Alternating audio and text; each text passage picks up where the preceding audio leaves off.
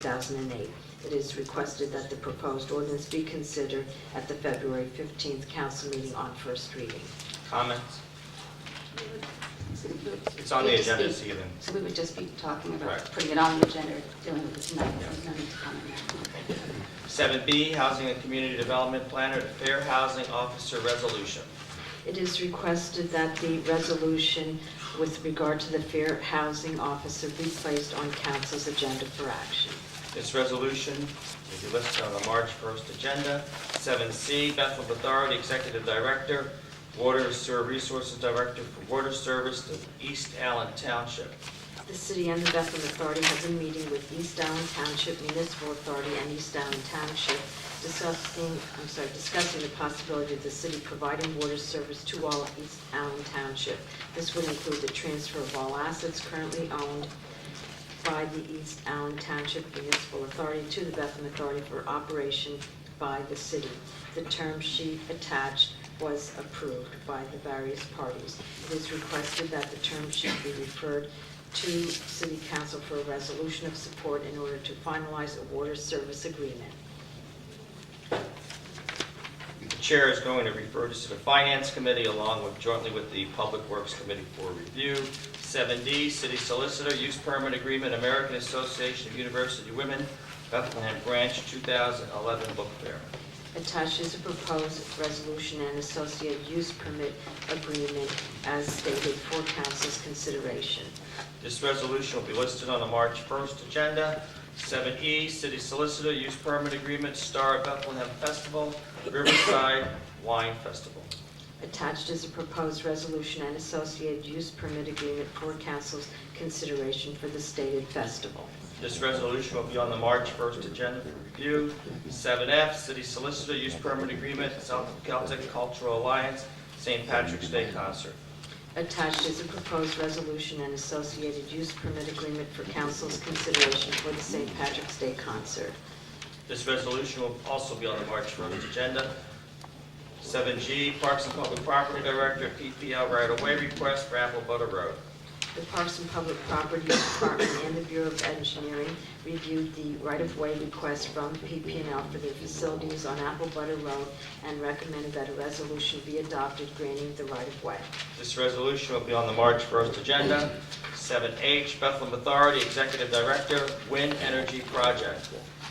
The Bethlehem Authority has been discussing the idea of developing a wind energy project in its watershed properties for over 2 years. The point has been reached where there could be a partnering with Call Mountain Wind LLC to negotiate a license agreement.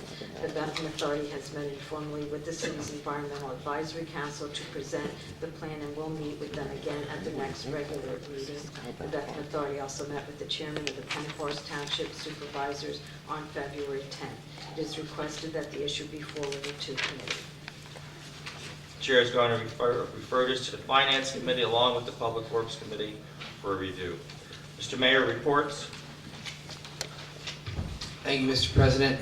Administrative Order number 13455. I hereby reappoint Thomas C. Nickens, 620 High Street, Bethlehem, Pennsylvania, 18018, to the Civil Service Board for the Police Department, and this reappointment is effective until February 2015.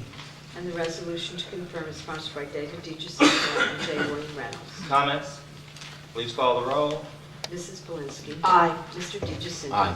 Ms. Dolan. Aye. Mr. Evans. Aye. Mr. Mauer. Mr. Reynolds. Aye. Mr. Doncheck. Aye. 6-0 passes. Thank you. Administrative Order number 1341. I hereby reappoint Dino P. Cantelmi, 2854 Linden Street, Bethlehem, Pennsylvania, 18017, to the Parking Authority, and this reappointment is effective until January 2016. And the resolution to confirm is sponsored by Eric Evans and J. William Reynolds. Comments? Please call the roll. Mrs. Belinsky. Aye. Mr. D. Jacinto. Aye. Ms. Dolan. Aye. Mr. Evans. Aye. Mr. Mauer is absent. Mr. Reynolds. Aye. Mr. Doncheck. Aye. 6-0 passes. Thank you. Administrative Order number 1346. I hereby appoint William Billy Canupis, 1341 Sycamore Street, Bethlehem, Pennsylvania, 18017, to the Bethlehem Parking Authority, and this appointment is effective until January 2013. And the resolution to confirm is sponsored by J. William Reynolds and Gordon Mallon. Comments? Please call the roll. Mrs. Belinsky. Aye. Mr. DeGiacinto. Aye. Ms. Dolan. Aye. Mr. Evans. Aye. Mr. Mauer absent. Mr. Reynolds. Aye. Mr. Donchev. Aye. 6-0 passes. Mr. President, I just wanted to do the topic of the update to the zoning ordinance was discussed a little bit this evening as it relates to some of the changes with the supermajority, and I just wanted to give an update to the public that we anticipate a public meeting of the revamp of the zoning ordinance in March. This would then result in a planning commission review in April, and we then would anticipate that it would be before council for review in May. So I thought we would give a little update on the timeline for that. And also just wanted to make it clear that the administration does support and has supported for many years moving to a 5-person zoning hearing board. It was something that was advanced by the administration years ago and was put on hold as a result of some of the idea that we might wait till the zoning update is complete. And also, I know this has been talked about that the administration is not in favor of the supermajority as well. So we're going to put that on the record as well. Thank you. Committee reports. Finance, Mr. Reynolds. The Finance Committee met on Monday, January 31st at 7 p.m. in Town Hall. The committee recommended the council adopt ordinances for the following: amending general fund budget, compliance officer salary and health payroll adjustments, amending non-utility capital budget, skate park grant and year-end adjustments, amending the CDB budget, amending Article 21, bond issues, general obligation notes and lines of credit. Attorney Spadoni will draft amendments pertaining to procedures and penalty provisions. The committee reviewed the following bills that were read on first reading at December 21st, 2011 City Council meeting: refunding GO bonds and notes, Bill 50, and guaranteed lease revenue bonds, Bill number 51. The committee confirmed the final reading of Bills 50 and 51 will take place at the February 15, 2011 City Council meeting. The committee approved the following: Fire Department temporary increased firefighters. A memorandum will be sent to the controller. The committee tabled the following: salary and step increases 2011. Thank you. We'll move to item 9, ordinances for final passage. 9A, Bill number 1, 2011, PMRS ordinance, early retirement.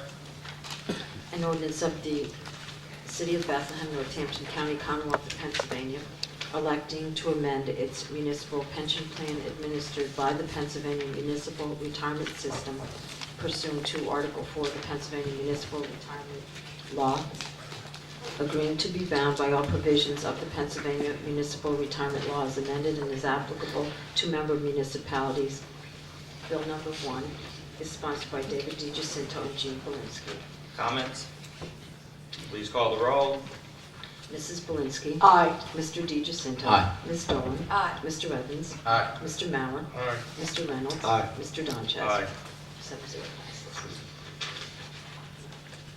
Bill number 2, amending Article 1325.02, zoning hearing board majority vote.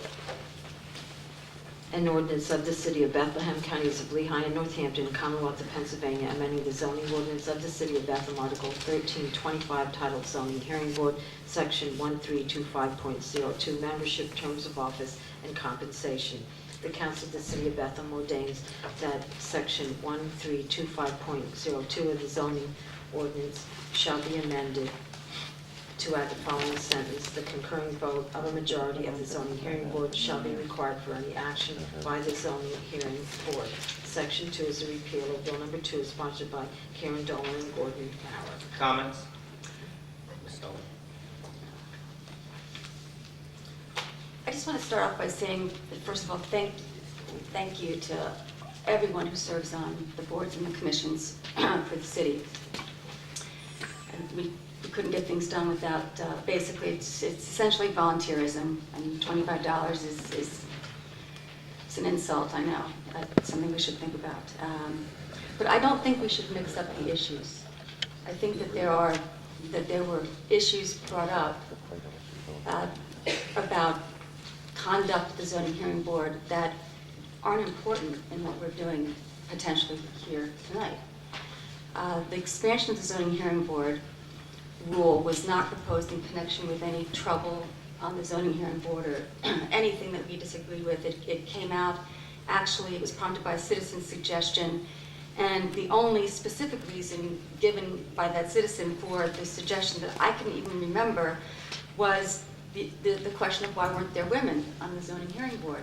And so the idea was, well, let's do what we talked about doing, and actually we thought we had done here on council. We meant to do it, which was go to 5, and that would give us the opportunity to perhaps sooner rather than later, add some women to the zoning hearing board.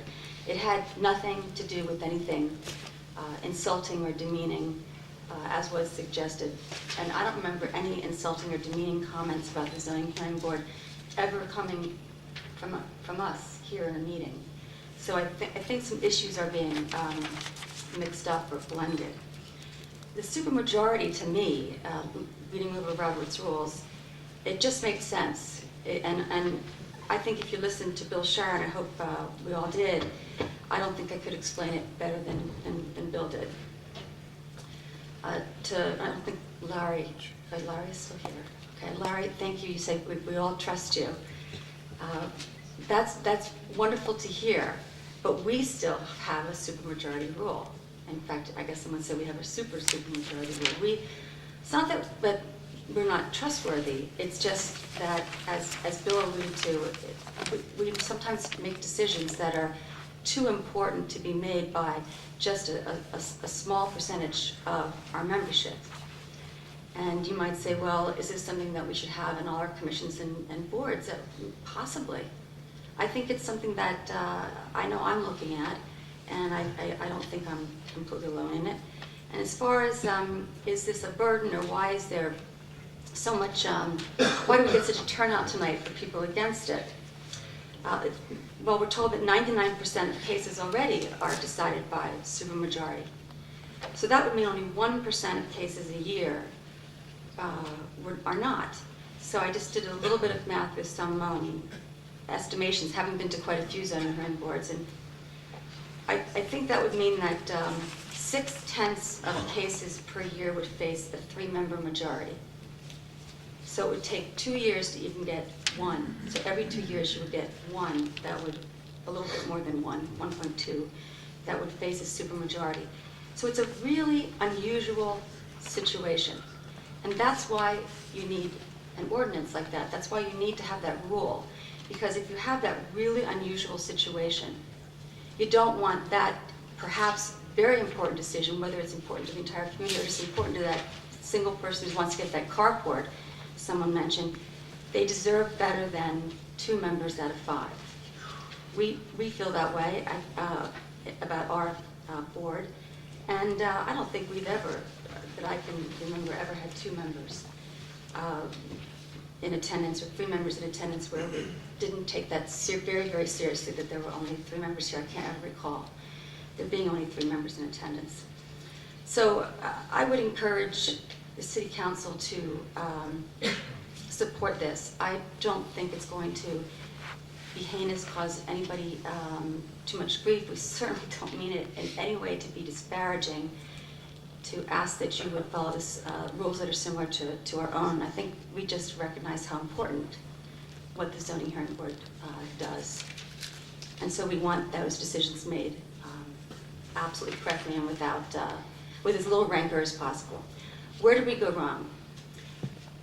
We didn't consult with the zoning hearing board. And not looking back on it, I'm surprised we just didn't think of that. That was an oversight, and perhaps if we had, it wouldn't have caused all of this anxiety, and there would have been discussion, and it wouldn't have seemed like something we were shoving down your throats. And I really apologize for that, because I was the one who ran with this in the beginning, with the full support of everybody on the council. But I probably should have been the one to initiate a memo, and I didn't. So I'll learn from that. But I still think it's a very good change. Thank you. Thank you. Any other comments? Can I just ask Mr. Evans maybe I can ask a question, I'm not sure where I direct it to. President Don says, the ordinance of moving it from 3 to 5, can I ask when the board will be up and running with 5 members? Is there a timeline on that? First of all, I think City Council has already approved that the zoning board membership will have 5 permanent members. So the issue before us is whether to vote on a supermajority. So that would be up to the mayor to bring the zoning board up to full permanent 5 membership. And would you have a time frame, Mr. Mayor? That's a relevant question. I'm in the process of meeting with prospective candidates for the zoning hearing board as we speak, and would hope that in the near future that I would put two appointments before council for approval. Mr. Evans? Okay, no, that was my question. I think when we made this move, obviously, it's clear, it was universally accepted going from 3 to 5 members without the alternate in place, giving everyone not just a voice, but also a vote. I think that was, I know that was a very good move. The 3 to 5 year term was also helpful. The amendment before us is something I do see the strength it has and things it can do, but I also see that doesn't have support, doesn't have nearly universal support from administration, from the planning commission I was able to talk to Chairman Crowder and some of the other members of the commission about their feelings. I agree, and I see where they're coming from. I see it's not consistent with any other appointed board we have in the city, and I think that's a cause for concern. So my feeling is that with this move from 3 to 5 in the coming months, that we let that play out. We see how that. I think that's going to give us what we're looking for. It's not a matter of trust. I think we trust the men right now. They're all men, but they're all doing a good job with it. It's not that issue. I think it's an issue that is they're making very, very important decisions. We all recognize that, and we all feel that having 5 involved in any discussion or debate or vote is better than 3. So my stance now is, and where I'm going to vote, is I think we should allow this 5 to go to work and let it sit, not to rule this out forever. I think it's something we can reevaluate at any time. The supermajority, we do have it, we live with it. It works well for us. But I think we should see how it works, this zoning hearing board with a 5-member system, and take a look at it 1 year from now, once it's had time to look at 5. Thank you. Any other comments? Before I call the roll, as a former member of the zoning board, has served as an alternate before I was elected to city council. Sometimes I found it frustrating being one of the alternates, but we most of the time never had the opportunity to cast a vote. We were able to participate in discussion, dialogue, and but we were never able to vote. And I think anyone who serves on any board, for that matter, serves because they care for the city, and hopefully everybody has the city's best interests at heart. I will not support the supermajority because I think there's an inconsistency here. I think if you were to have a supermajority for the zoning board, you need to do it then for the planning commission, you would need to do it for the Bethlehem Authority. All boards are very important in the city, but those 3 are probably the most important. But I think zoning and planning have a special niche because they're dealing with neighborhoods. And I think we should see how it works with 5 members. We did quite a bit of research pulling other cities on its membership of the zoning board. I definitely think having 5 permanent voting members is the right way to go. We have that with the authority and the planning commission. I think that city council, when we pass an ordinance, we need 4 votes. When we pass, the mayor with a veto a bill, then we need a supermajority of 5 to override a mayor's veto. Or during the budget hearing, if we were to propose something that's not in the budget, then we need 5 votes, supermajority. And I think I'll stand corrected if Mr. Spadoni wants to correct me if I said something in error. But I think we should see how it works. I think 5 permanent members is the right to go. I think that it would be too restrictive with the supermajority. That's why I will not support it, and I asked the clerk to call the roll. Can I just ask a question? I asked the clerk to call the roll. Mrs. Blinsky? Nay. Mr. DiGiacinto? Nay. Ms. Dolan? Aye. Mr. Evans? Nay. Mr. Mauer? Nay. Mr. Reynolds? Nay. Mr. Donchev? Nay. 6 to 1 fails. I'm going to ask Mr. Spadoni just for some guidance here on new ordinance bill number 3, 2011, replacing Article 735, the emergency alarm system fees. We have 5 amendments from Mr. DiGiacinto.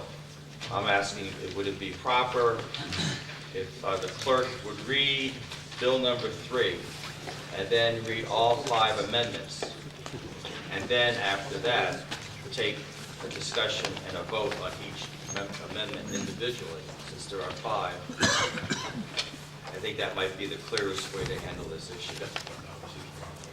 Mr. DiGiacinto, this is your amendments, are you okay with that? I'm fine with that, yes. Okay, so I'm going to read Bill number 3, replacing Article 735, emergency alarm system and fees. I asked the clerk to read Bill number 3 and then all 5 amendments. An ordinance of the City of Bethlehem, Counties of Lehigh and Northampton, Commonwealth of Pennsylvania, amending Article 735 of the Codified Ordinances entitled Emergency Alarm System. The Council of the City of Bethlehem hereby ordains as follows. Section 1, that Article 735 be deleted in its entirety and replaced with the following.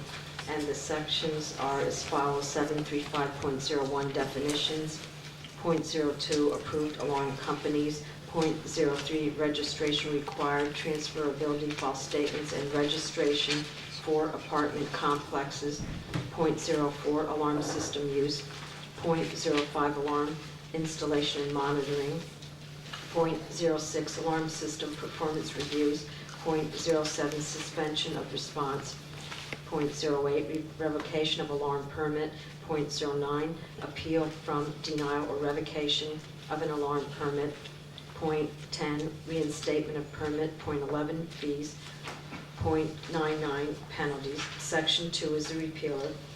Bill number 3 is sponsored by David DiGiacinto and Eric Evans. And the amendments are as follows. In 735.04, alarm system use, current paragraph 4 is, paragraph 1 is changed from 3 business days to 7 business days, and in paragraph 4 it is deleted and replaced with the names, addresses, and telephone numbers of at least 2 persons who are authorized to respond to an emergency and gain access to the address where the device is installed. 735.05 change from 3 days to 7 business days. 735.09 paragraph B change from 20 days to 30 days. 735.11 A, B, and E. In A, change to 15 days. In B, starting with the sentence, a registration update form, and deleting the first current sentence. E is deleted. 735.99, the penalties are changed. For the second violation, it's changed from $300 to $200. Third and subsequent violation changed from $600 to $500. Paragraph B, other Commonwealth of Pennsylvania state fines and penalties may also apply, is deleted, and C is deleted. Section 2 is a repealer, and the amendments are sponsored by David DiGiacinto and Eric Evans. Just for clarity, we'll take each amendment individually. Could you just read amendment number 1 again? So I think Mr. DiGiacinto may want to have some comments, along with other members of council. 735.04 alarm use. In paragraph 1, it is changed from 3 business days to 7 business days, and paragraph 4 is deleted and replaced with the names, addresses, and telephone numbers of at least 2 persons who are authorized to respond to an emergency and gain access to the address where the device is installed. Mr. DiGiacinto? Yeah, I just, on the timing, and this is a common thread throughout, I just wanted to give people a little bit more time to respond, and the timing that was so stated, but that's pretty much a common thread. On the responders, I do believe that most people do have alarms, do have to provide responders, alternate responders to the firm that they do business with. I think as part of registration, it should be done. However, I just think 30 minutes, capable of 30 minutes. Capable is, I'm not sure what that means, capable of 30 minutes. Why not capable of 2 hours, 3 hours, 4 hours? But I think it's a little tough to ask someone to be able to give someone up to respond in 30 minutes time on any given day. So I thought that was a little bit of a stretch on a responding, especially an alternate responder. Any other comments on Amendment 1? Mrs. Polinsky? I agree with Mr. DiGiacinto that I think it's not enough time to respond. Thank you. Ms. Dolan? When we vote, we're not going to be able to split the decision because if one supports number 1 but not number 4, what do we do? Mrs. Spadoni, I think if we vote on Amendment 1, we're voting on Amendment 1 in total. Only Amendment 1. Doesn't that change the business days from 3 to 7 and also a revision on 4? So are we just voting on, I'm just guessing because Mr. DiGiacinto said this, and Cindy read this right here, 4. So are we voting on these separately or voting on this as one? Spadoni. That is one amendment for Article 735.04. You could ask to have that amended and split if you so desire. I would ask that that be amended to allow for separate votes. I think they're very different issues.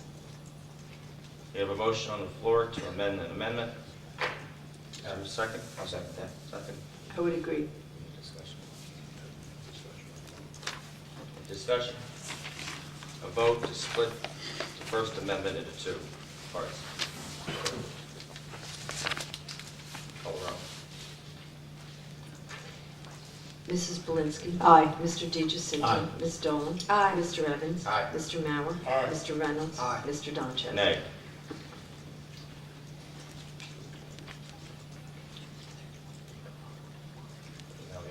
Please call the roll on Amendment 1A.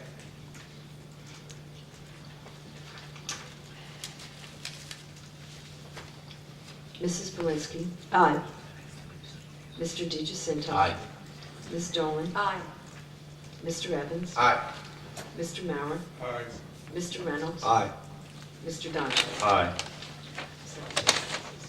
Please call the roll on Amendment 1B. Discussion on 1B? Yes. Go right ahead. I'll go. Okay. Thank you.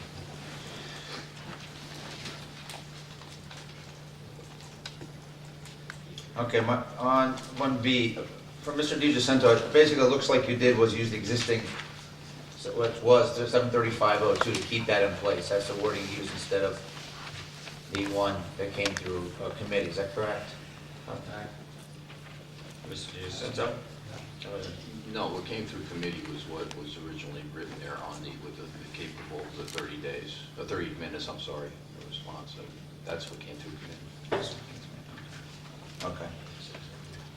Mrs. Spadoni has a comment. Mrs. Spadoni? Yes, the only thing I should tell you is I think I met with Mr. DiGiacinto in December, and that's where all of these amendments came in. They're not, they are his amendments from our meeting in December. Mr. Evans? Okay, thank you. All right, looking at it, there's a couple things in the amendment, in the existing one, the one that came out of committee, not Mr. DiGiacinto's amendment, but the existing one that's deleted out under his amendment. There are 4 things it's asking for. The existing one in place now, already as part of law, asks for 2 people. It asks for them to be able to respond to the location. It asks for them to gain access. The new one that came out of committee also asked for 30 minutes, which I also have a concern with. I think to put in law that someone needs to be here in 30 minutes is definitely a concern. And if you put the word capable, it takes out the teeth that we're talking about, because if they're just capable, don't need to, then it doesn't really need to be there. So I would agree with that. But part of what Councilman DiGiacinto's amendment does not have, that the one that came out of committee has, that I would like to have in, is about being able to deactivate it. I don't agree with the 30 minutes. I don't agree that they will need to provide alternative security. I understand, Councilman DiGiacinto, how you would look for those to go. I also support that. I think at some level we need to provide a public service. I know it ties up our resources at some level if it goes on an extended period of time, but I think that safety is needed there. If it's someone that shows up that's not able to provide security, and would cause them concern if the police will leave the scene. So I would like them to keep that security. But the deactivate part of the, when they came out of committee, I think that needs to stay in as part of the amendment. So that, I guess I would add, Mr. President, can I add to this amendment 1B? Can I add something? And just so we're, what page are you on our handout? First one, page 1. I'm on the front, under Councilman's DiGiacinto's plan, the names and addresses of telephone numbers of at least 2 people who are authorized to respond to an emergency and gain access to the address and deactivate the alarm system is what I would like to have added to that. And deactivate the alarm system. For the devices installed. Mr. DiGiacinto, would you accept that? When you just That's fine with me.